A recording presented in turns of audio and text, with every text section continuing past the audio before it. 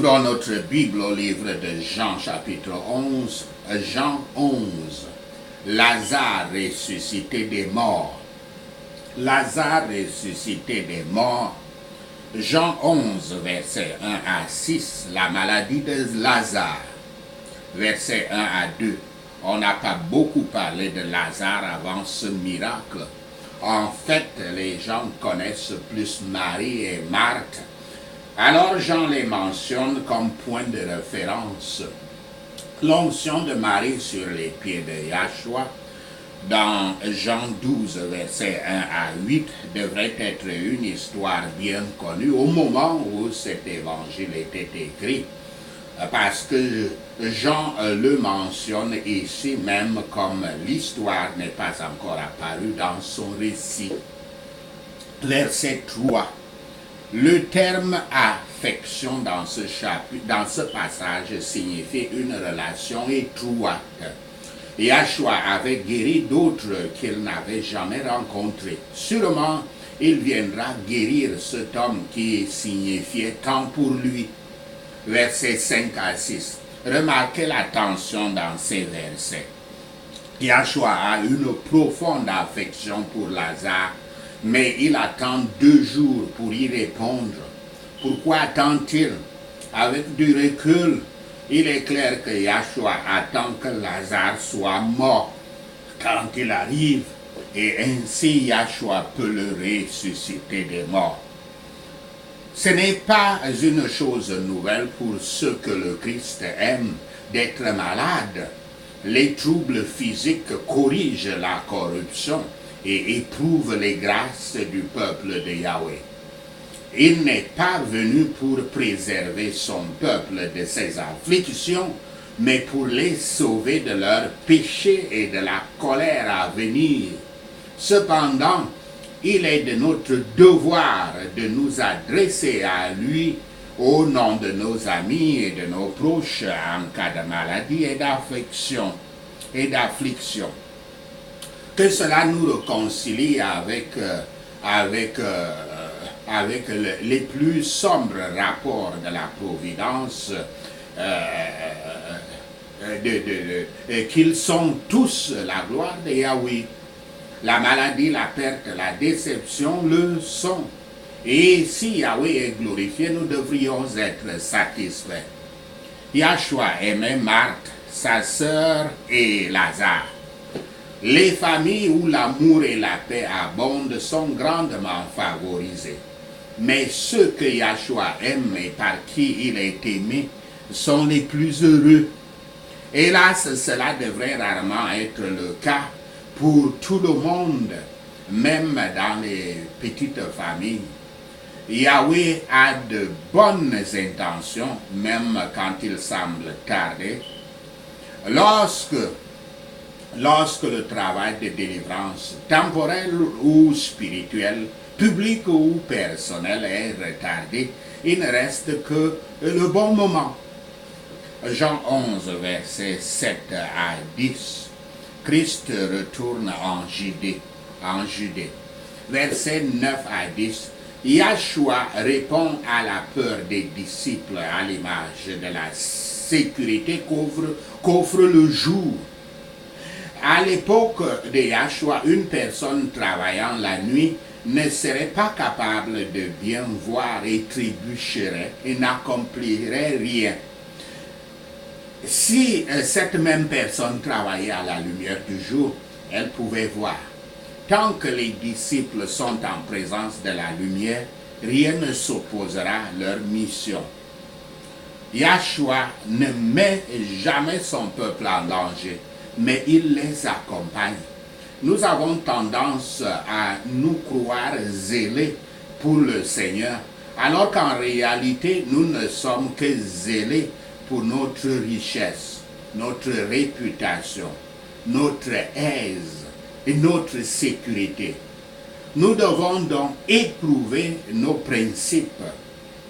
Mais notre journée sera prolongée jusqu'à ce que notre travail soit terminé et que notre témoignage soit terminé. Un homme qui a du réconfort et de la satisfaction dans la voie de son devoir, tel que défini par la parole de Dieu et déterminé par la providence de Yahweh. Christ, où qu'il aille, a marché dans la journée. Et nous aussi marcherons dans la journée si nous suivons ses pas. Si un homme marche dans la voie de son cœur et selon les chemins de ce monde, s'il consulte ses propres raisonnements charnels plus que la volonté et la gloire de Yahweh, il tombe dans les tentations et les pièges.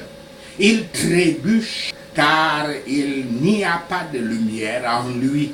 Car la lumière en nous est à nos actions morales, ce que la lumière autour de nous est à nos actions naturelles. Jean 11, verset 11 à 16. La mort de Lazare. Verset 11 à 15.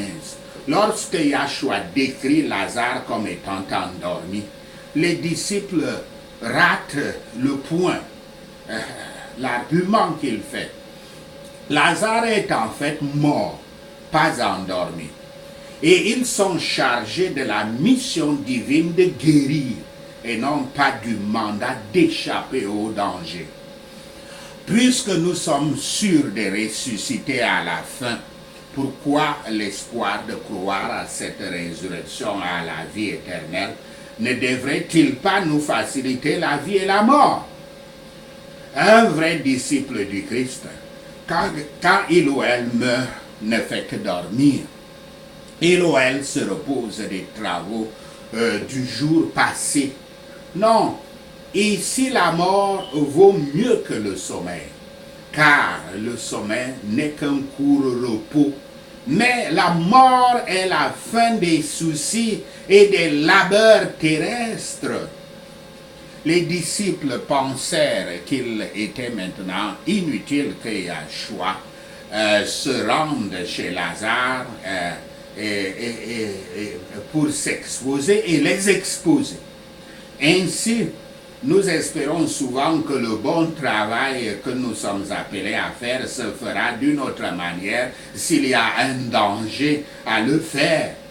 Mais quand le Christ a ressuscité Lazare d'entre les morts, beaucoup ont été amenés à croire en lui et beaucoup a été fait pour rendre parfaite la foi de ceux qui ont cru.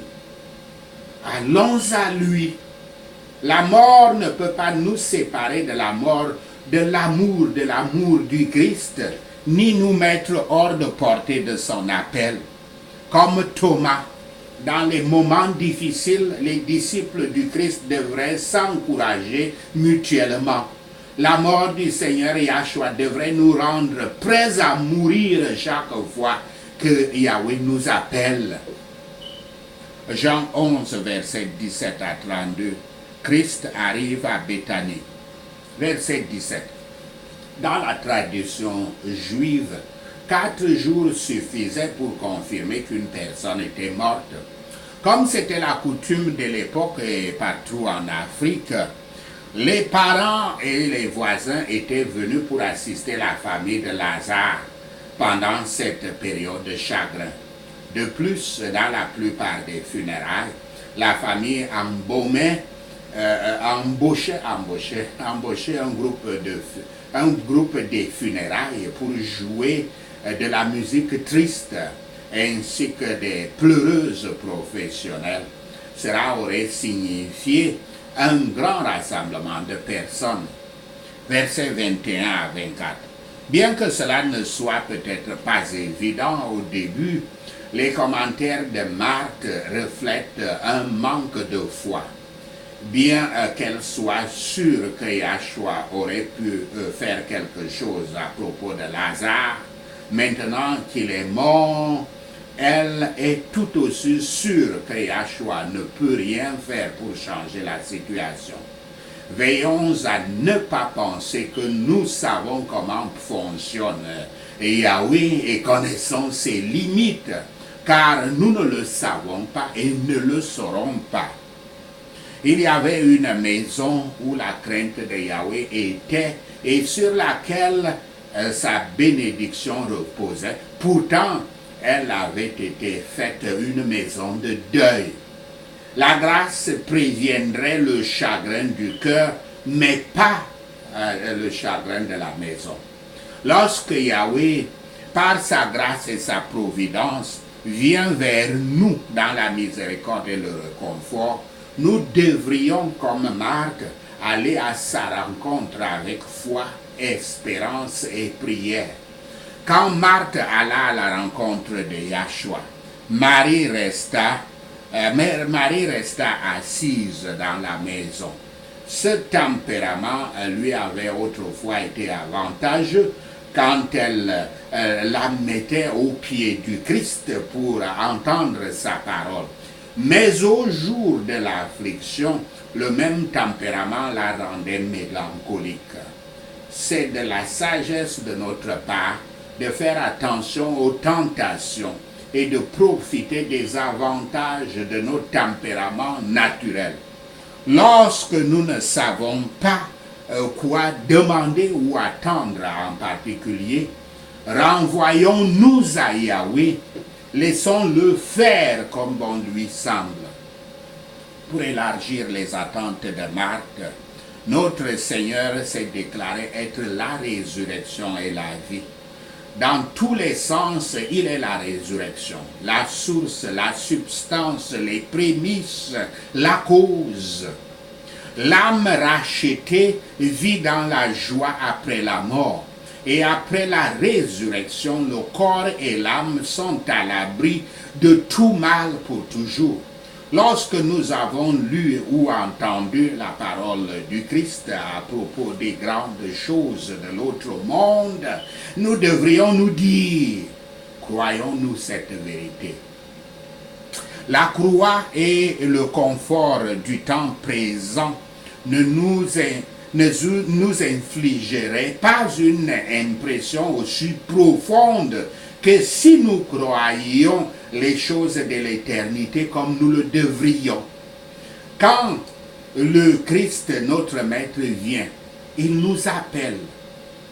Il vient dans sa parole et ses ordonnances et nous appelle à elle, nous appelle par elle, nous appelle à lui.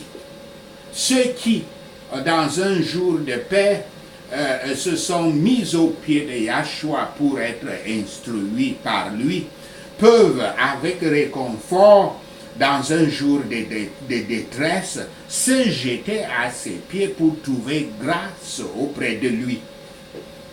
Jean 11, verset 33-46. Il ressuscite Lazare. Verset 33. Au milieu du chagrin de Marthe et de Marie, et de la question imminente de savoir s'il avait attendu trop longtemps pour intervenir, Yahshua est profondément ému, profondément agité. Cet état humain et émotionnel de Yahshua confirme ce qu'il a dit sur la façon dont il travaille avec le Père Yahweh. Je cite, « En vérité, je vous le dis, le Fils ne peut rien faire de lui-même. Il ne fait que ce qu'il voit faire au Père. Et tout ce que le Père fait, le Fils aussi le fait pareillement. Je ne puis rien faire de moi-même. D'après ce que j'entends, je juge. Et mon jugement est juste parce que je ne cherche pas ma volonté, mais la volonté de celui qui m'a envoyé. » Fin de citation. Citation de Jean 5, versets 19 et 30. Il se peut que Yahshua pleure avec eux et le mot troublé pourrait indiquer que Yahshua est contrarié par le manque de foi qu'il rencontre. En tout cas, le côté humain de Yahshua est affiché dans ce verset. Versets 39 à 40. Alors que Yahshua se tient devant la tombe, demandant que la pierre soit roulée, Marthe se bat pour regarder au-delà des circonstances et pour voir la gloire de Dieu, entre guillemets, comme Yahshua l'a promis. Dans ce contexte, La gloire de Dieu ne se réfère pas à un grand spectacle de lumière, c'est simplement un affichage authentique de qui est Yahweh. Quand tout au long de l'évangile de Jean, Yahshua, comme tout au long ceci c'est comme tout au long de l'évangile de Jean, Yahshua est l'affichage de la gloire de Yahweh. Verset 41 à 43. La prière de remerciement de Yahshua réaffirme la revendication qu'il avait faite tout au long de cette section de l'évangile de Jean. Il a été envoyé du ciel et est la manifestation physique du Père, qui ne fait que ce que Yahweh lui demande de faire. Verset 43. Les vêtements funéraires de Lazare étaient typiques de cette culture répandue en Égypte et plusieurs parties de l'Afrique. L'embaumement ne faisait pas partie des coutumes funéraires juives. Le corps était généralement lavé, habillé, enveloppé dans du lin, mais il n'était pas mis dans un cercueil. Au lieu de cela, il était transporté dans la tombe et laissé dans l'endroit préparé, peut-être un plateau sculpté ou une tombe peu profonde. Des épices et des parfums étaient placés dans les vêtements funéraires et dans la tombe pour atténuer l'odeur de pourriture. Un morceau de tissu séparé couvrait la tête. La tendre sympathie de Yahshua avec ses amis affligés se manifesta par les troubles de son esprit. Dans toutes les afflictions des croyants, il est affligé, Yahshua est affligé. Sa solitude envers eux a été démontrée par son aimable demande du lieu des restes de son ami décédé. Étant façonné comme un homme, il agit à la manière et à la façon des fils des hommes. Ceci a été montré par ses larmes. C'était un homme de douleur et il connaissait le chagrin. Les larmes de compassion ressemblent à celles de Yahshua. Mais le Christ n'a pas approuvé cette sensibilité dont beaucoup sont fiers alors qu'ils pleurent sur de simples histoires de détresse, mais sont endurcis pour un véritable malheur. Il nous donne un exemple de nous retirer des scènes de gaieté pour réconforter les affligés. Et nous n'avons pas un grand prêtre qui ne puisse être touché par un sentiment de nos infirmités. C'est un bon pas pour élever une âme à la vie spirituelle quand la pierre est enlevée, est roulée, quand les préjudices sont enlevés et oubliés, et un chemin est fait pour que la parole entre dans le cœur. Si nous prenons la parole du Christ et comptons sur sa puissance et sa fidélité, nous verrons la gloire de Yahweh et serons heureux dans sa vue. Notre Seigneur Yahshua nous a appris par son propre exemple à appeler le Père Yahweh en prière et à nous approcher de lui comme des enfants s'approchent d'un père, avec une humble révérence, mais avec une sainte hardiesse. Il a fait publiquement cette adresse à Yahweh avec des yeux levés et à haute voix pour qu'il soit convaincu que le Père l'avait envoyé comme son Fils bien-aimé dans le monde. Il aurait pu ressusciter Lazare par l'effort silencieux de son pouvoir et de sa volonté, et par le travail invisible de l'esprit de vie. Mais il l'a fait par un appel fort. C'était un symbole de l'appel évangélique, pour lequel les âmes mortes sont sorties de la tombe du péché. Et du son de la trompette de l'archange au dernier jour, avec lequel tout ce qui dort dans la poussière doit être réveillé, et appelés devant le grand tribunal. La tombe du péché et de ce monde n'est pas un lieu pour ceux que le Christ a accéléré, ressuscité. Ils doivent sortir. Lazare avait été complètement ressuscité et était revenu non seulement à la vie, mais à la santé. Le pécheur ne peut pas ressusciter son âme, mais il doit utiliser les moyens de la grâce. Le croyant ne peut pas se sanctifier lui-même, mais il doit mettre de côté tout poids et toute entrave. Nous ne pouvons pas convertir nos parents et amis, mais nous devons les instruire, les avertir et les inviter. Jean 11, versets 47 à 53. Les pharisiens consultent Yahshua. Verset 48. Les chefs ne nient plus les miracles de Yahshua. Au lieu de cela, ils sont préoccupés par le grand nombre de personnes qui croient en lui et affluent dans sa nouvelle communauté et sont ainsi par conséquent évacués de leur temple juif, de leur système religieux et de leur autorité.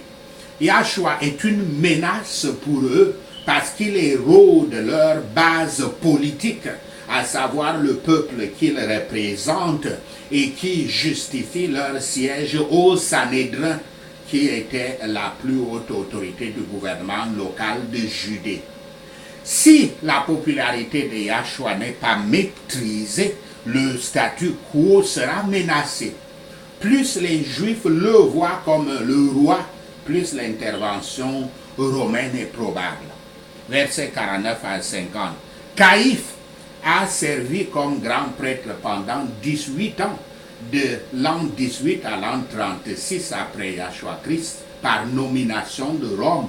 Caïphe semble avoir le sentiment que tuer Yahshua aidera à maintenir la paix avec Rome. Même quand il le fait, il prophétise sur Christ, que le Christ mourra pour la multitude, pour que la multitude vive quand il le dit. Il ne savait pas qu'il prononçait une prophétie. En vertu du droit romain, les Juifs bénéficiaient d'une certaine autonomie, mais ils n'avaient pas le pouvoir d'exécuter qui que ce soit. Versets 53 à 54. Après l'engagement que ce gouvernement local a pris de mettre fin à la vie de Yahshua, les enjeux ont changé et Yahshua se retire. C'était la Pâque précédente mentionnée dans l'évangile de Jean à laquelle Yahshua guérissait l'homme qui était paralysé depuis 38 ans. Il s'était ensuite déclaré Dieu avec tous les droits pour enfreindre la loi du sabbat artificiel au chapitre 7. Le conflit qui a entouré la Pâque n'a fait que grandir depuis lors. Il ne peut y avoir une découverte plus claire de la folie qui est dans le cœur de l'homme et de son inimitié désespérée contre Yahweh que ce qui est enregistré ici. Les paroles de prophétie dans la bouche ne sont pas une preuve évidente d'un principe de grâce dans le cœur, et c'est le cas de Caïphe. La calamité que nous cherchons à échapper par le péché, nous prenons le chemin le plus efficace pour la mener sur nos têtes, comme le font ceux qui pensent qu'en s'opposant au royaume du Christ, ils feront avancer leurs propres intérêts matériels. La peur des méchants reviendra sur eux. La conversion des âmes est leur rassemblement à Yahshua en tant que leur dirigeant et leur refuge. Et il est mort pour cela. En mourant, il les a achetés à lui-même et le don du Saint-Esprit pour eux. Il a acheté le don du Saint-Esprit pour eux. Son amour de mourir pour les croyants devrait les unir étroitement. Jean 11, versets 54 à 57. Les Juifs le cherchent Avant notre évangile, nous devons renouveler notre repentance. Avant de prêcher notre évangile, nous devons renouveler notre repentance. Ainsi, par une purification volontaire et par des exercices religieux beaucoup plus pieux que leurs voisins, passèrent quelque temps avant la Pâque à Jérusalem. Lorsque nous nous attendons à rencontrer Yahweh, nous devons nous préparer solennellement. Aucun des moyens de l'homme ne peut changer les objectifs de Yahweh. Et tandis que les hypocrites s'amusent avec les formes et les disputes, et que les gens du monde poursuivent leurs propres projets, Yahshua ordonne toujours tout pour sa propre gloire et pour le salut de son peuple. Sachez ceci, et le Seigneur Yahweh vous bénira. Prenons ces points de prière. Prions Jean 11. Cette maladie, ce problème dans ma vie ne se terminera pas par la mort au nom de Yahshua le Messie. Non, cette maladie